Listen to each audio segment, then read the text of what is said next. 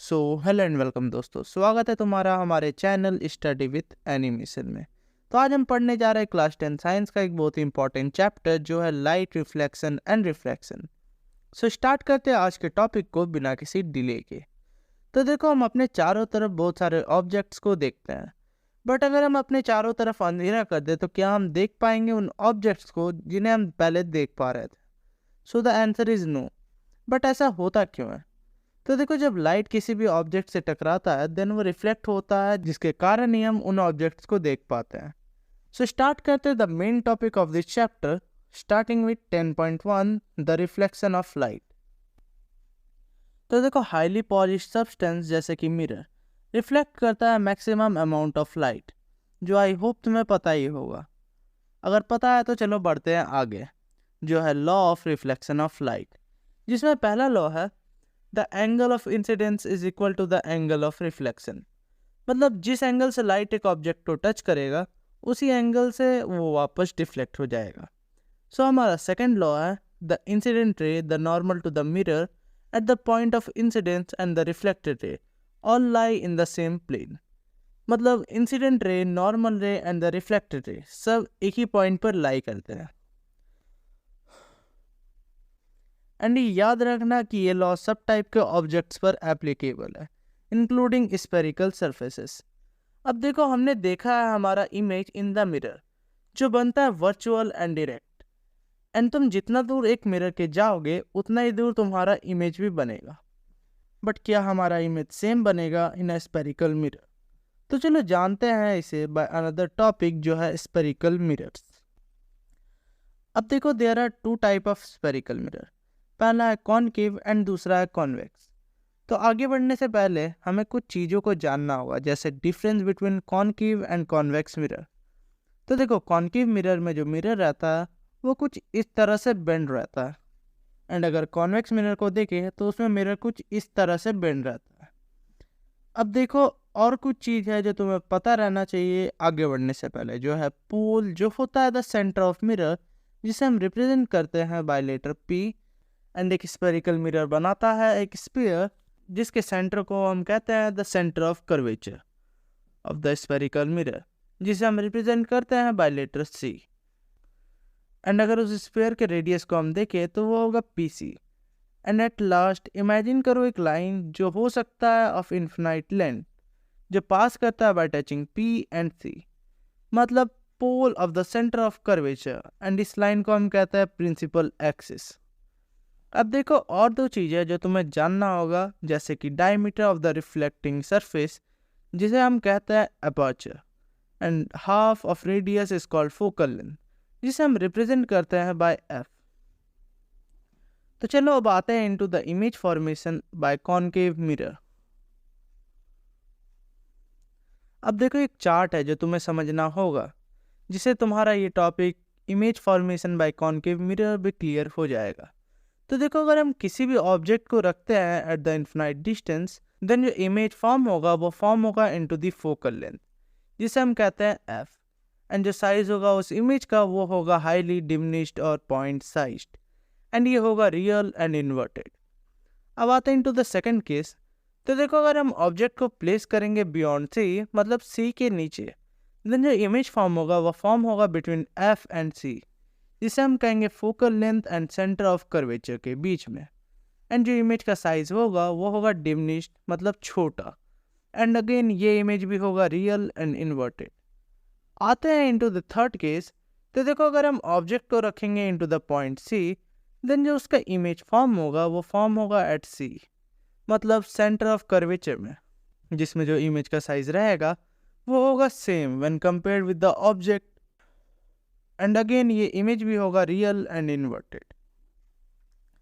अब आते हैं इनटू द फोर्थ केस। तो देखो, अगर तुम्हें पहला 3 केस याद हो गया तो आगे के केस बड़े इजी होंगे, क्योंकि हमने केस 2 में देखा कि अगर ऑब्जेक्ट होगा बियॉन्ड सी, देन जो इमेज फॉर्म होगा वो होगा between F and C. And इस केस में अगर ऑब्जेक्ट होगा between F and C, then image form होगा बियॉन्ड सी, एंड उस केस में इमेज छोटा बना था, सो इस केस में इमेज बड़ा बनेगा। And same goes for case 5। आते हैं इनटू केस 6। तो देखो अगर ऑब्जेक्ट होगा in between P and F, then जो ऑब्जेक्ट बनेगा वो बनेगा बिहाइंड द मिरर। मतलब उस केस में इमेज मिरर के पीछे बनेगा, जो होगा इनलार्ज्ड। एंड ये एक ऐसा केस है जिसमें इमेज बनेगा वर्चुअल एंड इरेक्ट। अब आते हैं into the image formed by concave mirror में। तो देखो अगर हम ऑब्जेक्ट को प्लेस करेंगे at a infinite distance, then जो इमेज फॉर्म होगा वो फॉर्म होगा at the focus F। And ये याद रखना कि फोकस फॉर्म होता है behind the mirror in the case of convex mirror, जिसमें इमेज का साइज होता है हाईली डिमिनिश्ड, मतलब पॉइंट साइज। एंड ये इमेज बनता है वर्चुअल एंड इरेक्ट। आता है इनटू सेकंड केस, जो होगा जब एक ऑब्जेक्ट होगा in between the infinity and the pole P of the mirror, जिसमें उसका इमेज बनेगा between P and F। And again ये होगा बिहाइंड द मिरर, जो होगा डिमिनिश्ड एंड होगा वर्चुअल एंड इरेक्ट। अब देखो अगर कुछ एग्जांपल्स को देखें कॉनकेव मिरर का, तो वो होगा सेविंग मिरर, हेडलाइट, टॉर्च और फ्लैश लाइट। मतलब इन एग्जांपल से तुम समझ सकते हो कि कॉनकेव मिरर एक स्मॉल ऑब्जेक्ट को बड़ा करके दिखाता है। सो अब आते हैं इनटू द कॉन्वेक्स मिरर। तो देखो कॉन्वेक्स मिरर यूज होता है इनटू द व्हीकल्स, जैसे कि साइड मिरर्स, क्योंकि ये एक लार्ज ऑब्जेक्ट को भी स्मॉल करके दिखाता है, जिससे हमें पूरे रोड का व्यू मिलता है। अब आते हैं into the mirror formula and magnifications में। तो देखो कुछ चीज़ है जो तुम्हें अगेन समझना होगा before getting into this topic. देखो एक मिरर से एक ऑब्जेक्ट के डिस्टेंस को हम डिनोट करते हैं बाय u, एंड उस ऑब्जेक्ट के इमेज के डिस्टेंस को हम डिनोट करते हैं बाय v, एंड f जो होता है half of r। And in तीनों का एक रिलेशन है जो है 1/v + 1/u = 1/f। अब देखो आते हैं इनटू मैग्निफिकेशन में।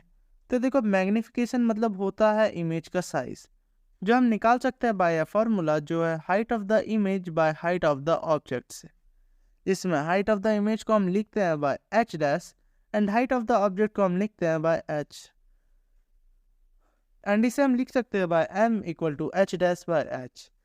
एंड इसे हम और भी एक तरह से लिख सकते हैं जो है -v/u। तो चलो इस पर बेस्ड एक क्वेश्चन सॉल्व कर लेते हैं, जिससे तुम्हारा ये कॉन्सेप्ट और भी क्लियर हो जाएगा। सो हमारा क्वेश्चन है, a convex mirror used for a rear view on an automobile has a radius of curvature of 3 meter. If a bus is located at 5 meter from the mirror, find the position, nature and size of the image. तो देखो हमें given है radius of curvature जो है 3 metre and distance of the object जो है 5 metre, and हमें निकालना है position of the image. So हमें पता है द रेडियस ऑफ कर्वेचर, जिसे हम निकाल सकते हैं द फोकल लेंथ जो होगा हाफ ऑफ रेडियस। सो हमारा फोकल लेंथ हो जाएगा 1.5 मीटर। एंड हमें पता है द ऑब्जेक्ट डिस्टेंस मतलब u जो होगा -5 मीटर। एंड ये याद रखना कि मिरर के केस में ऑब्जेक्ट डिस्टेंस नेगेटिव होता है एंड लेंस के केस में ये पॉजिटिव होता है। अब हम यूज़ करेंगे 1/v + 1/u = 1/f फार्मूले का, जो हो जाएगा 1/v + 1/-5 = 1/1.5, जो हो जाएगा 1/v = 1/1.5 - 1/-5।